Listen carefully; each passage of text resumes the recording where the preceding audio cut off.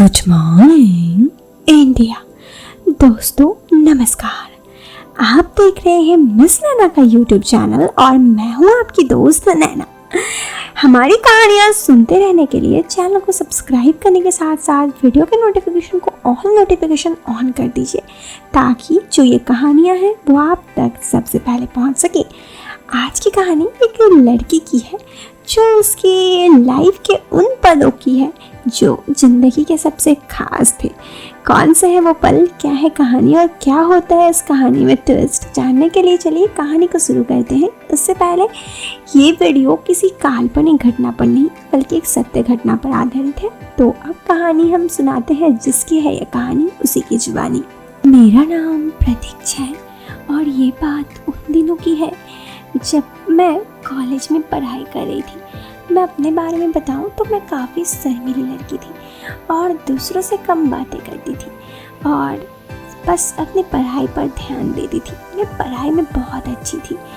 अब खुद की तारीफ़ खुद तो नहीं करते, लेकिन हाँ, मैं जब भी कक्षा में एग्ज़ाम देती थी हमेशा टॉप ही करती थी। इसीलिए मेरे दोस्त सब मुझसे काफ़ी जलते थे क्योंकि सबकी वजह से सबको लगता था ऐसे कि मैं पढ़ाई में अच्छी कैसे हूँ, क्योंकि मैं देखने में उतनी खास नहीं थी और सब मुझसे देखने में काफ़ी अच्छे थे। बस इसीलिए मेरे पास लुक्स तो नहीं थे, तो मैं ज़िंदगी में बस अपनी पढ़ाई पर ध्यान देती। समय ऐसे ही गुजरने लगा और मैं ज़िंदगी में आगे बढ़ने लगी। पढ़ाई पूरी हुई कॉलेज की तो मैं आगे की पढ़ाई करना चाहती थी और ज़िंदगी में कुछ बनना चाहती थी। मुझे लगता था कि ज़िंदगी में पढ़ाई और जॉब ही सब कुछ है, इसलिए मैं रिसर्च पेपर में शामिल हो गई, एक जगह रिसर्च करने चली गई। वहाँ जब मैं रिसर्च कर रही थी तो मेरी मुलाकात शुभम से हुई। शुभम की बात करूँ तो वो काफ़ी शर्मीला लड़का था मेरे ही तरह और बातें बहुत ही कम करता था और जब घुल मिलते हैं तो दोस्ती होती है। इसी वजह से मेरा उससे काफ़ी दोस्ती हो गई और ऐसे ही हम दोनों कॉफ़ी शॉप में जाते बैठे रहते। एक दिन मैं कॉफ़ी शॉप में गई तो मैं बैठी थी, शुभम आया और कहा मैं तुम्हारे पास बैठ जाऊँ। मैंने कहा बैठ जाओ। उसने मुझे आगे कहा कि पता है मैं आज तक कभी किसी के साथ ऐसे ही नहीं बैठा हूँ कॉफ़ी शॉप वगैरह में, तुम पहली लड़की हो। तो मैंने कहा तुम भी? उसने कहा सच? मैंने कहा हाँ यार, मैं कभी भी दूसरों के साथ नहीं बैठी ऐसे, आज तुमने फर्स्ट बार यहाँ पर बोला तो मैं बैठ गई। फिर वो मुझसे बोलने लगा कि तुम्हारा कोई गर्लफ्रेंड बॉयफ्रेंड क्यों नहीं है? तो मैंने कहा मुझे इन सब चीज़ों का शौक़ नहीं है। तो उसने कहा क्यों, गर्लफ्रेंड बनाना है क्या? तो मैंने कहा अरे नहीं, आई एम स्ट्रेट फॉरवर्ड, पर मैं अभी तक मेरी लाइफ में कोई नहीं है। तो इतना पर उसने मुझे आगे कहा कि अच्छा तो तुम ज़िंदगी में चाहती क्या हो? मैंने कहा मैं बस अच्छे लाइफ चाहती हूँ कि जॉब करूँ, सेटल हो जाऊँ और मैं प्यार व्यार से दूर रहती हूँ। तो उसने कहा ऐसा क्यों, प्यार तो बहुत खूबसूरत एहसास होता है। मैंने कहा तुमने इस प्यार का एहसास किया है क्या? तो उसने कहा हाँ। तो मैंने कहा तो फिर तुम्हारी गर्लफ्रेंड कैसी है?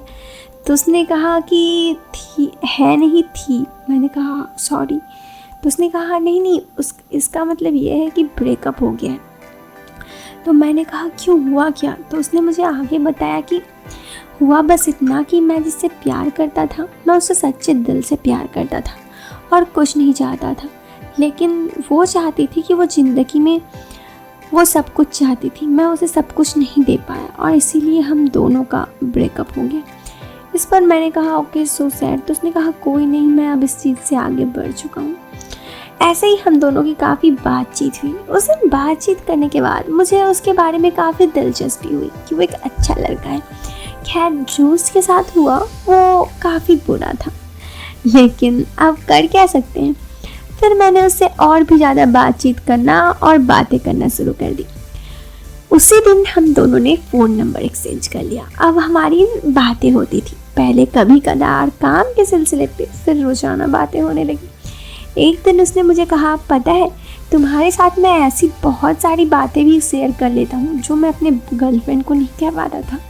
मैंने कहा ऐसा क्या, तुम तो कुछ ऐसे बात मुझसे कही नहीं।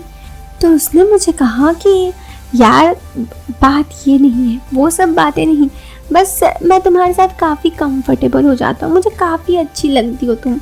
मैंने कहा अच्छा। फिर हम दोनों की ऐसे ही बहुत सारी बातचीत हुई। बहुत दिन बाद एक दिन उसने मुझे प्रपोज़ कर दिया, कॉल पे ही बात करते हुए। उस वक्त तक हम दोनों की बातें होने लगी। मैंने कहा सोच कर बताऊंगी, अभी नहीं बताऊंगी। लेकिन फिर हम दोनों की बातें और बढ़ती गई और हम दोनों एक दूसरे के ज़्यादा करीब आ गए। और एक दिन बिना कुछ बोले ही मैं और वो साथ में, वो पल काफ़ी अच्छा था। मुझे आज भी याद है वो पल जब मैं उसके साथ ऐसे आलिंगन हुई थी जैसे ज़िंदगी में पहली बार, और पहली बार ही था क्योंकि इससे पहले मेरे कोई वैसा दोस्त नहीं था। उसके बाद धीरे धीरे हम दोनों के प्यार और बढ़ा और हम दोनों एक दूसरे से बहुत ज़्यादा क्लोज आ गए। और अभी तो बहुत ज़्यादा क्लोज है क्योंकि अब तो शादी हो गई है 2 महीना पहले और मैं ज़िंदगी में बहुत खुश हूँ उसके साथ। वो मुझे प्यार करता है और सच्चे दिल से प्यार करता है। दोस्तों, ये कहानी में बस आपको इतना बताना चाहती हूँ कि प्यार बहुत अच्छा एहसास है और जब भी आप साए होते हैं ना, तो जो प्यार होता है वो एक अलग ही होता है। क्योंकि बोलते लोग बहुत कुछ बोल देते हैं, अपने दिल की बातें बता देते हैं, लेकिन जो बोलते नहीं है ना, वो बहुत छुपे रुस्तम होते हैं। बस यही थी आज की कहानी। तो अगर आपको ये वीडियो पसंद आए तो वीडियो को लाइक करने के साथ साथ चैनल को सब्सक्राइब कीजिए। हम मिलते हैं फिर एक नए वीडियो में। Till then bye, Tata.